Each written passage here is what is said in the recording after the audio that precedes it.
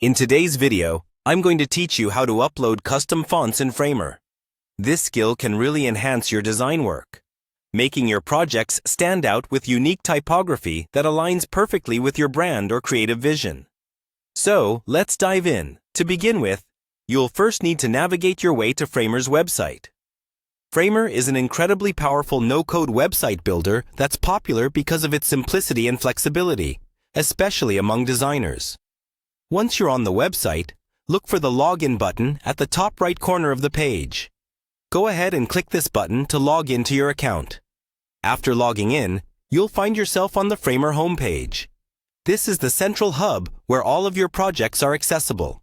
Each project is like a workspace where you can unleash your creativity and design amazing websites. Now, choose a project you'd like to work on by clicking on the project you want to edit. Within your chosen project, you'll notice different elements that you can manipulate. For today's task, we want to focus on adding custom fonts to our design. So, let's start by selecting the Text tool. Click on it to reveal a set of options related to text styling and customization. Next, you'll see a section labeled Fonts. Click here, and you'll be presented with a variety of font choices. But what we're interested in is finding and uploading our own custom font, which isn't included in the default selection. For that, click on All to expand and reveal all available font categories.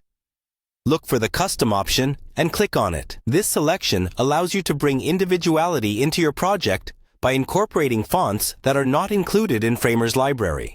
Once you're in the Custom Fonts section, you'll need to locate the Upload button.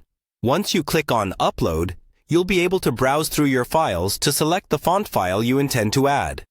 Keep in mind that Framer supports common font file types such as .ttf and OTF, so ensure your file is in the correct format before trying to upload it. After selecting your font file, upload it and give Framer a moment to process your addition.